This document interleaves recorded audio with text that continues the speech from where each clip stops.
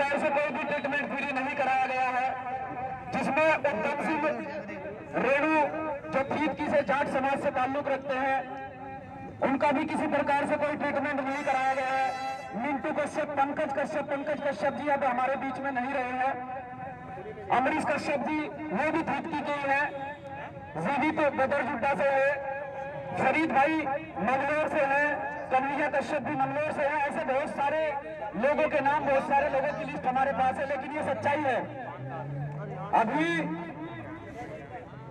एक साथी यहाँ पर बोल कर गए, ओ भाई मेरी सुन लो भाई, तहसीलदार को हम ज्ञापन देंगे नहीं, ठीक है? एक बार सुन लो, 100 बार सुन लो, ठीक है? ये आप लोगों की कमी है। अगर आप लोग इसे सही से पहले ही मैनेज करके चलते तो शायद ये आंदोलन करने की आवश्यकता ना पड़ती है। अगर आपने एक माँ की आंखों के आंसू समझे होते, जब आपके एसडीएम के सामने एक माँ जाकर रोई गिड़गिड़ाई, आपके एसडीएम ने ये कहा कि मुझे आंसू दिखाने की जरूरत नहीं है, तो भाई यहाँ एसडीएम को ही आना पड़ेगा, चाहे शाम हो जाओ। यहाँ साफ सीधी बात है, फाइनल है। हम तहसीलदार को ज्ञापन नहीं देंगे, घर भेज दो। तो साथियों, प्रशासन की तरफ से पूरी लापरवाही की गई और पूरी लापरवाही के साथ में इस मामले को लिया गया। ये सच्चाई है। मेरे एक साथी ने कहा था कि अगर इस मामले में शिकार हुए लोग दलित समाज के, मुस्लिम समाज के, कश्यप समाज के, ओबीसी समाज के होकर ना होकर अगर कोई सवर्ण कास्ट का व्यक्ति होता, तो यहाँ पर जिस प्रकार से माननीय मुख्यमंत्री का दौरा था, वो दौरा बाद में होता। पहले उस सवर्ण कास्ट के व्यक्ति के घर जाकर उसका हाल भी जानते, उसे मुआवजा भी देते और उसके घर से एक व्यक्ति को सरकारी सेवा में भी रखते। यही हमारी मांग है कि उसमें जितने भी साथी शहीद हुए हैं और जो गंभीर रूप से घायल है, उन सभी का फ्री ट्रीटमेंट कराया जाए और जो लोग इसमें शहीद हुए हैं, उनके परिवार से एक व्यक्ति को सरकारी सेवा में रखा जाए और उनके परिवार को देखते हुए उनकी जिस प्रकार की जो कंडीशन है, अभी हमारे भीम आर्मी के प्रदेश अध्यक्ष मेरे आदरणीय सम्मानित छोटे भाई मुन्नीलाल सिंधे जी ने कहा कि 50 लाख रुपए एक परिवार को 50 लाख रुपए मुआवजे की रकम निर्धारित करे यहाँ की सरकार, अन्यथा विरोध झेलने के लिए तैयार रहे। सच्चाई है, जब हमने एक ट्वीट किया, एक मैसेज डाला कि गैस विस्फोट प्रकरण का संज्ञान ले मुख्यमंत्री महोदय, नहीं तो यहाँ पर विरोध झेलने के लिए तैयार रहे, तब तो यहाँ के आला अधिकारियों ने बड़े प्यार से, बड़ी शिद्दत के साथ में कहा कि किसी प्रकार का कोई बवाल नहीं होना चाहिए, नहीं तो आपका मुख्यमंत्री सच्ची बता रहे हैं, हमारा मुख्यमंत्री नहीं, हमारा होता तो हमारा काम करता। आपका मुख्यमंत्री बिना काले झंडे दिखे यहाँ से मंगलौर से प्रवेश नहीं कर सकता था। सच्चाई थी, चाहे कितना भी बड़ा प्रशासन लगा लेते आप लोग, क्योंकि गांव गांव में भीम आर्मी का कार्यकर्ता भरा पड़ा है और जिन लोगों के जहन में ये बातें चल रही हैं, जो लोग गलत मानसिकता के लोग, वो हर कहीं हो सकते हैं, वो मुझ में, मेरे साथियों के बीच में बैठे भी हो सकते हैं, प्रशासन में बैठे लोग भी हो सकते हैं, तो आप का सीना पसीज जाना चाहिए कि आप ही के बीच से आप ही का एक पुलिसकर्मी शहीद हुआ है, आप ही का एक पुलिसकर्मी शहीद हुआ है, लेकिन आप लोगों ने आज तक भी उसके घर जाकर उसके परिवार की सुध नहीं ली है। आपके बीच में से, आप ही के क्षेत्र से, आपसे 5 कदम की दूरी पे ये अशरफ अंसारी का घर है, जहां मैं हाथ कर रहा हूँ। यहाँ से अंदर गली में जाए, 5 कदम की दूरी पे अशरफ अंसारी का घर है। यहाँ के आला अधिकारियों ने अशरफ अंसारी के घर जाकर भी सुध नहीं ली है। तो साथियों, पहली मांग तो हमारी ये है कि मंगलौर गैस विस्फोट प्रकरण में जितने भी लोग शहीद हुए हैं, उनके पीड़ित परिवार के एक सदस्य को सरकारी सेवा में रखा जाए और 50 लाख रुपए जो रकम निर्धारित संगठन की ओर से की गई है, 50 लाख रुपए इस पीड़ित परिवार को मुआवजा दिया जाए। और साथियों, पिछले महीने यानी कि 2 महीने लगभग हो चुके हैं, 30/10/2020 की घटना है, उसके बीच में हमने एक प्रोटेस्ट भी किया। सचिन भाई, आपका बहुत बहुत धन्यवाद। उसके बीच में हमने एक प्रोटेस्ट भी किया और शादियों का माहौल होने की वजह से, क्योंकि घर घर में शादियां थी, किसी के ताई की लड़की की शादी थी, किसी के ताऊ की लड़की की शादी थी, घर घर में कहीं ना कहीं शादियों का माहौल बना हुआ था। तो प्रोटेस्ट में हम लोग पहुंचे, अपनी बात रखी। तो साथियों, दूसरी मांग जो हमारी है कि जिस प्रकार से बिहार के वैशाली में, देखिए, जहां बात आती है दलितों की, जहां बात आती है मुसलमानों की, तो कहीं ना कहीं प्रशासन अपने कदम पीछे हटा लेता है। आज तक भी किसी भी प्रकार से बिहार सरकार ने इस मामले में संज्ञान नहीं लिया है। बिहार सरकार की तरफ से पीड़ित परिवार के लिए ना तो कोई ऐसी घोषणा की गई है, ना कोई ऐसी घोषणा की गई है जिसमें जिन लोगों ने दोष किया है उन्हें कठोर से कठोर सजा दी जा सके। साथियों, 30/2/2020 में वैशाली जिले बिहार में घटना हुई थी हमारी बहन गुलनाज खातून के साथ में। हमारी बहन गुलनाज खातून के साथ में इतनी दर्दनाक घटना को अंजाम दिया गया कि उस बहन पर कुछ गलत मानसिकता के लोगों ने, खुलकर कहूंगा कुछ हिंदू मानसिकता के लोगों ने, जिनके बाप दादा लव जिहाद के नाम पर इस देश के अंदर असली जिहाद फैलाने का काम कर रहे हैं, इस देश के अंदर मुसलमानों को मारने का काम कर रहे हैं। अगर दिखाई देता है तो ये लव जिहाद इन लोगों को सिर्फ इन मिडिल क्लास फैमिली में दिखाई देता है, नहीं तो इस देश का जीता जागता प्रमाण है। इतिहास उठाकर देख लीजिए, जितने लव जिहाद के नाम पर ये नेता चिल्लाते हैं, जितने लव जिहाद के नाम पर ये बड़े बड़े नेता अपने मुंह खोलते हैं, इनके सबसे ज्यादा जमाई मुसलमान हैं। इनके सबसे ज्यादा दामाद मुसलमान है। लेकिन लव जिहाद के नाम पर मेरे मासूम मुसलमान भाइयों को मारा जाता है। किसी भी प्रकार से यहाँ उत्तराखंड के अंदर ये बर्दाश्त नहीं किया जाएगा अगर गलती व्यक्ति की नहीं होगी, क्योंकि ये संवैधानिक अधिकार है। ये बाबा साहब ने अधिकार दिया है कि अगर लड़का लड़की बालिग है और वो अपनी मर्जी से अपनी पसंद से कोई शादी में रचना चाहती है तो रच सकते हो, कर सकते हैं।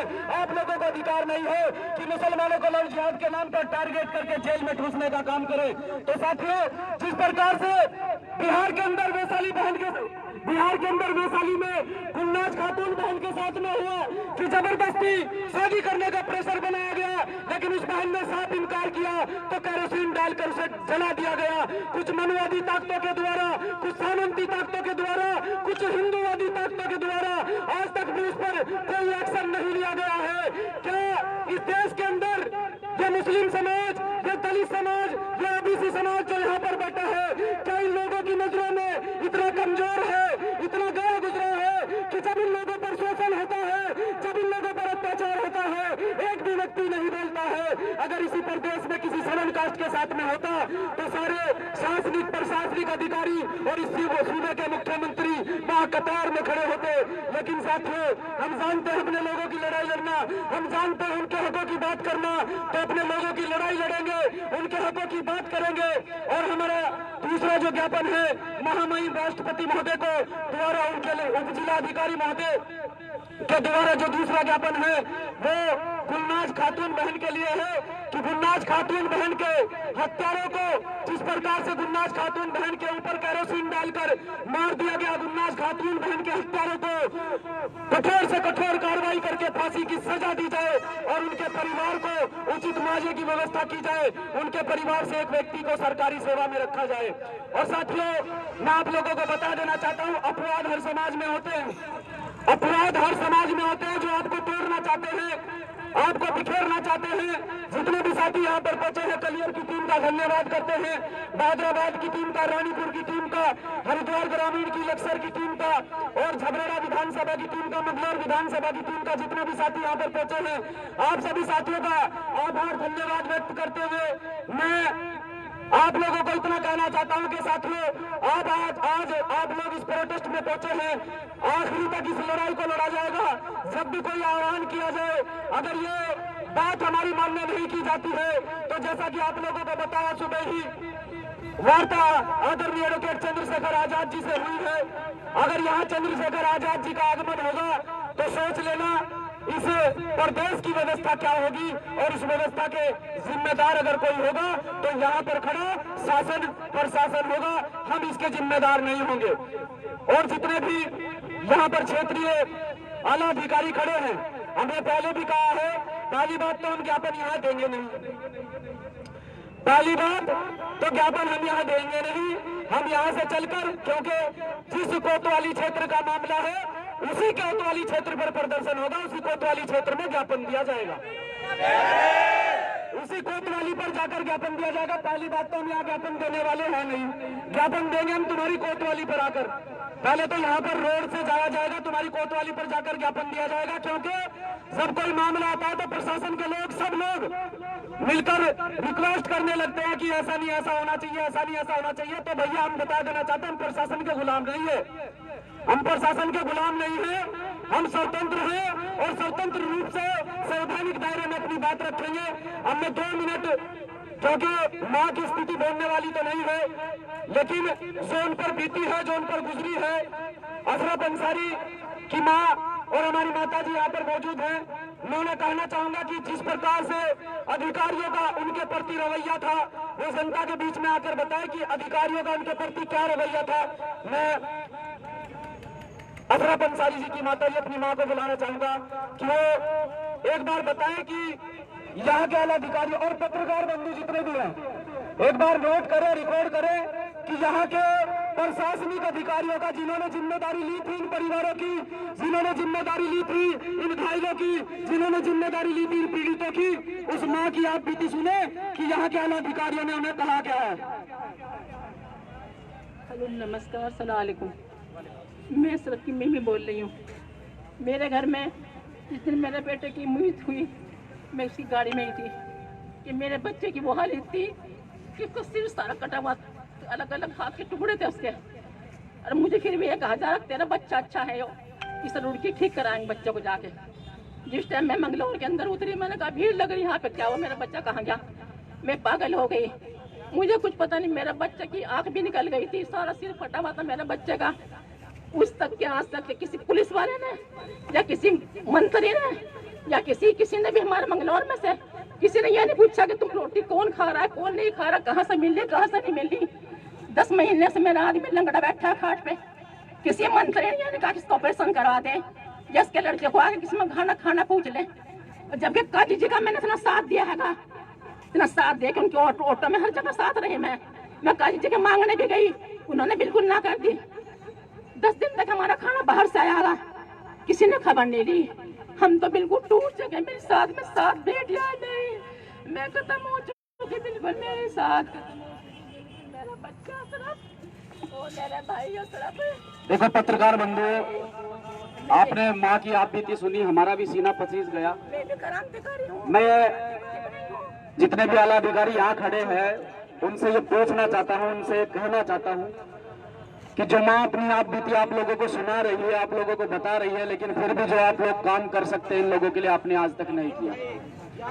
आपने आज तक नहीं किया है। आपने एक धन्ना सेठ की सुरक्षा करने के अलावा कोई काम नहीं किया है। क्या रिपोर्ट है कि जिस प्रकार से उस मिठाई की दुकान में इतने बड़े बड़े सिलेंडर, जिनकी कोई परमिशन नहीं, जिनकी कोई अनुमति नहीं, वो कहां से आए, और सिलेंडर फटने के बाद यहाँ के प्रशासनिक अधिकारी मृतकों के घर में जाते हैं, शहीदों के घर जाते हैं। पंकज कश्यप के घर गए और उनके परिवार वालों को ये कहा कि बयान दीजिए, और वहां सिलेंडर नहीं फटा। सिलेंडर नहीं फटा तो बम फटा, जब सिलेंडर नहीं फटा तो बम फटा होगा, और जब बम फटा होगा तो प्रशासन को पता होगा बम कहां से आया। इसका मतलब आप लोगों का हाथ है।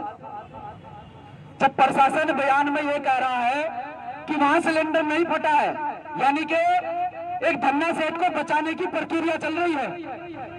अब तक उसकी कोई अरेस्टिंग नहीं, एक धन्ना सेठ को बचाने की प्रक्रिया चल रही है, अब तक कोई अरेस्टिंग नहीं, किसी प्रकार की कोई कार्रवाई नहीं, सिर्फ विवेचना के नाम पर हम लोगों को बहकाया जा रहा है। प्रशासन बताए, जब सिलेंडर नहीं फटा तो बम फटा, फटा जरूर है।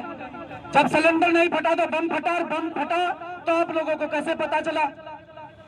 या आप लोगों को पता होगा, आप लोगों को जानकारी होगी। ये सिर्फ जो शासन के द्वारा प्रशासन चलाया जा रहा है, इसमें सभी प्रकार के लोग हैं। हमारे समाज से भी लोग बैठे हैं, मुस्लिम समाज से भी लोग बैठे हैं, लेकिन वो मजबूर हैं, क्योंकि वो अपने आकाओं के हुक्म पर काम करते हैं। जिस प्रकार का उन्हें आदेश होता है उसी प्रकार का वो लोग काम करते हैं। ये लोग भी मजबूर हैं, लेकिन हम इनके आकाओं को कहना चाहते हैं, इस सूबे में बैठे सरकार को कहना चाहते हैं कि जल्द से जल्द ये मामला संज्ञान में लिया जाए। नहीं तो जिस मेला रोड का आप लोग निरीक्षण करके गए हैं ना, इन्हें मुसलमानों को, चमारों को इतना हाईवे बने लो, फावड़ा भी चलाना जाने, उसे रोड को ही फड़वा देंगे। फिर करियो निरीक्षण कहाँ करोगे तुम? ये सच्चाई बता रहे हैं, ये सच्चाई बयां कर रहे हैं। अगर इस मामले को जल्दी संज्ञान में नहीं लिया जाता, जिस रोड का निरीक्षण करके आप लोग गए हैं उस रोड को ही फड़वा देंगे। अब सभी साथी जो है